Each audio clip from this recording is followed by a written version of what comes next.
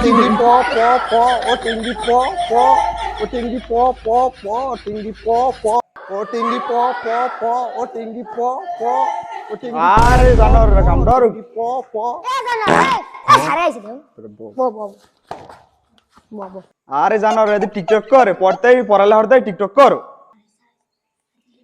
এই টিকটক করছে কোন জানোরে খারা এই সাদা গেঞ্জি তুই ব এই তুই এদিকে আয়। এই তুই জায়গায় খারাই তাড়াতাড়ি গরুর রচনা কর তাড়াতাড়ি গরুর রচনা কর। গরু একটি গৃহপালিত পশু। গরুর দুটি পা রয়েছে।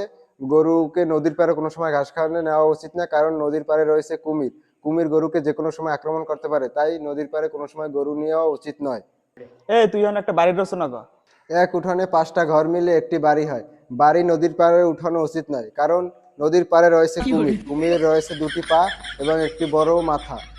সে থেকে বাড়ির মানুষজনকে কুমির যে কোনো সময় আক্রমণ করতে পারে, তাই নদীর পাড়ে কোনো সময় ঘর বাড়ি উঠানো উচিত নয়। আরে জানোর আরে বলছি গরুর রচনা বাড়ির রচনা, ও খালি কুমির ঢুকায়। আচ্ছা ওর এখন একটা নবাব সিরাজউদ্দৌলার রচনা জিগে। এই তুই এখন একটা নবাব সিরাজউদ্দৌলার রচনা কর। নবাব সিরাজউদ্দৌলা ইংরেজদের বিপক্ষে 30,000 সৈনিক নিয়ে নদীর পার থেকে যাচ্ছিল। তখন একটা কুমির নবাব সিরাজউদ্দৌলার পা টেনে ধরে এবং কুমিরের ছিল দুটি পা এবং বড় একটি মুখ। কুমিরে নিয়ে গেছে। এর ফলে 1737 সালে নবাব সিরাজউদ্দৌলা ইংরেজদের বিপক্ষে যুদ্ধে পরাজিত হয়। ওরে জানোর ওটা 1737 ওটা 1757 সাল। আর তোর যাই জিগার ভিতরে তুই কুমিরের রচনা ঢুকিয়ে এলো ওরে জানোয়ার। ওরে মা জীবনে আর কুমির কেটে খালান বুনো। ওরে মা।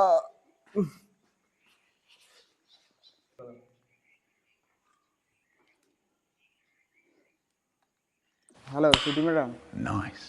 কি খবর, স্কুলে আসছে না? এবারে স্যার সুইটি ম্যাডামের কথা কা স্যার একটু বুক দেবো না? হ্যাঁ A few moments later. Sir ওই সুইটি ম্যাডাম, স্যার ওই সুইটি ম্যাডাম। এ যা তোকে ছুটি যা